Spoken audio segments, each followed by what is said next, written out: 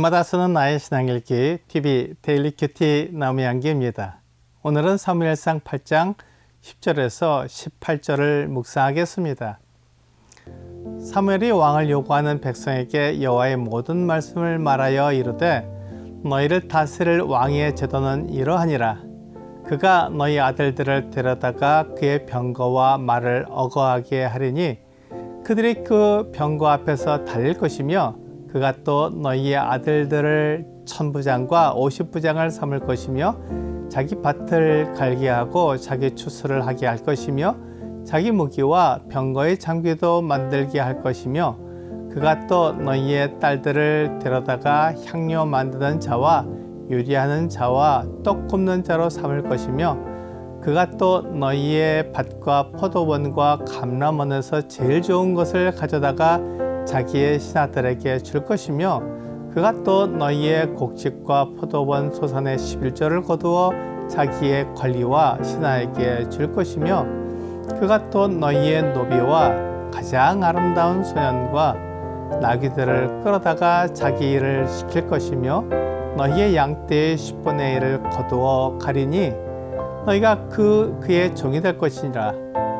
그날에 너희는 너희가 택한 왕으로 말미암아 부르짖 때 그날에 여호와께서 너희에게 응답하지 아니하시리라 하니. 이스라엘 백성들은 왕이 주는 장점만 생각했습니다. 다른 나라의 왕이 있으니까 그를 중심으로 일사불란하게 움직이는 모습이 보기 좋았습니다. 그리고 적과 싸울 때 왕이 군사를 소집하고 작전을 짜서 움직이면 싸움에서 이기는 것을 보면서 왕을 세우면 좋겠다고 생각한 것입니다. 이것은 그들의 눈으로 보는 것만 생각하는 것입니다. 보이지 않는 하나님이 그들의 왕이시며 그들을 보호하시고 인도하시는 것을 생각하지 못한 것입니다. 하나님이 그들의 왕으로 계시면 사람을 왕으로 세울 때 생기는 어려움과 단점이 없습니다. 하나님은 이스라엘 백성들에게 왕이 가지는 권위를 유지하기 위해 사람들을 뽑아가지 않으며 하나님을 위해 음식을 준비하고 밭이나 과수원을 따로 준비하지 않아도 되었습니다. 하지만 사람이 왕이 되면 이 모든 것이 필요할 뿐만 아니라 이보다 더 많은 것을 요구하게 됩니다.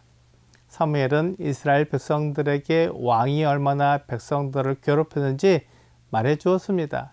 첫째, 왕이 세워지면 그가 백성의 아들들을 데려다가 그의 병거와 말을 어거하게 할 것입니다.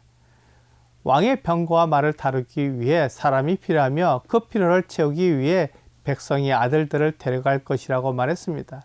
백성들은 자기 아들들이 왕을 위해 뽑혀갈 것을 생각하지 못하고 있었습니다. 다른 사람의 아들들이 뽑혀가는 것은 어느 정도 봐줄 수 있지만 내 아들들이 데려감을 당한다고 생각하면 상황이 달라집니다. 그리고 데려간 아들들을 1000부장과 50부장을 삼을 것입니다. 이들이 전쟁이 없는 평시에는 큰 문제가 없지만 전쟁이 나면 그들은 앞서서 싸워야 하고 죽을 수 있는 환경에 놓이게 될 것입니다. 군사가 되면 집에 오는 것도 쉽지 않고 군대에서 군인들과 함께 지내게 될 것입니다. 만일 왕을 세우지 않으면 필요할 때 사람들을 모집해서 싸우게 하고 하나님께서 친히 앞서 싸우시면 사람이 다치거나 죽을 일이 없을 것입니다. 하지만 왕을 세우면 이런 일을 겪을 수밖에 없습니다. 그리고 왕은 사람들을 데려다가 자기 밭을 갈게 하고 자기 추수를 하게 할 것입니다. 내 밭에 씨를 뿌리고 가꾸는 것도 벅찬데 왕의 밭을 갈고 때가 되면 왕의 추수를 하는 것이 쉬운 일은 아닙니다. 그렇게 해서 왕은 사람을 데려가고 자기 필요를 위해 사람을 사용하는 것입니다. 하나님은 자기 필요를 위해 사람을 사용하지 않지만 왕은 자기 필요를 위해 사람을 사용하며 자기 권위와 품위를 위해 사람을 거느리게 됩니다. 또한 왕은 사람을 데려다가 자기 무기와 병거의 장비도 만들게 할 것입니다. 왕의 필요에 빠지는 사람이 없습니다. 왕도 백성들처럼 먹고 마시고 전쟁을 해야 하기에 필요한 것이 많고 요구되는 것이 많습니다.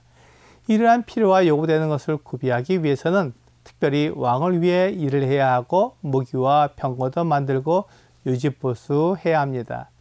이것이 한 번으로 끝나는 것이 아니라 평생 이루어지며 다음 왕이 세워져도 계속 필요와 요구를 만족시키기 위해 일을 해야 합니다. 왕은 아들들만 데려가는 것이 아니라 딸들도 데려다가 일을 하게 할 것입니다. 딸들은 향료를 만들고 떡을 굽고 요리를 하게 할 것입니다. 왕이 먹어야 하고 또 왕의 신하들이 먹어야 하기에 많은 사람이 필요합니다. 그들이 요리할 것을 위해 음식들을 가져와야 하고 재료들을 가져와야 합니다. 이런 것들이 하나님에게는 필요 없지만 왕을 세우면 꼭 필요한 것들입니다. 이스라엘 백성들은 이런 것들을 생각하지 못했습니다. 왕은 신하들을 거느리기 때문에 그들에게 주기 위해 백성들의 밭과 포도원과 감람원에서 가장 좋은 것을 가져갈 것입니다. 또한 백성들의 곡식과 포도원 소산의 11조를 거두어 왕의 관리와 신하에게 줄 것입니다. 백성들이 생각한 것보다 왕을 위해 들어가는 비용이 많습니다. 특히 왕을 보좌하기 위해 많은 신하들이 필요하며 그들은 오직 왕을 보좌하는 일을 하기에 그들의 필요를 백성들의 11조에서 채워야 합니다. 왕은 백성들의 노비 중에 가장 아름다운 소년들과 나귀들을 끌어다가 자기 일을 시킬 것입니다. 왕에게는 관리와 신하만 필요한 게 아니라 노비들도 필요합니다. 그들의 섬김이 있어야 하기에 왕은 아름다운 소년들을 그의 노비로 끌어가게 됩니다. 그리고 백성들이 애지중지 키운 양떼의 10분의 1을 거두어갈 것입니다. 왕도 양의 젖을 먹어야 하며 양털로 만든 옷과 이불이 필요하기 때문입니다. 그런 일을 위해 백성들을 종으로 삼을 것입니다. 왕이 세워지면 백성들은 왕의 종이 될 수밖에 없습니다. 백성들이 왕을 섬겨야 하고 왕을 보호하기 위해 끌려가야 합니다. 하나님은 나를 자유롭게 하시지만 왕은 나를 종으로 삼아 자기가 원하는 일을 하게 할 것입니다. 이스라엘 백성들은 왕이 주는 장점을 생각하면서 왕이 세워졌을 때 감당해야 하는 단점을 생각하지 못했습니다. 그들이 하나님을 왕으로 섬기지 않고 눈에 보이는 왕을 세우게 된다면 그들이 하나님께 부르짖어도 응답하지 않을 것이라고 말씀하셨습니다. 오늘의 적용 질문을 보겠습니다. 왕을 세우면 장점도 있지만 단점도 있습니다. 내가 하나님을 떠나 사람을 의지하는 것의 단점은 무엇입니까? 내가 사람을 의지하면 그의 필요를 채워주어야 하고 그가 원하는 것을 주어야 합니다. 사람은 모든 것을 알 수 없으며 그 마음이 쉽게 바뀝니다. 그래서 사람을 의지하면 모든 것을 잃어버리게 됩니다. 오늘 불완전한 사람을 의지하여 불안하고 염려하는 것보다 완전하신 하나님을 의지하는 여러분과 제가 되기를 주 예수님의 이름으로 기도합니다.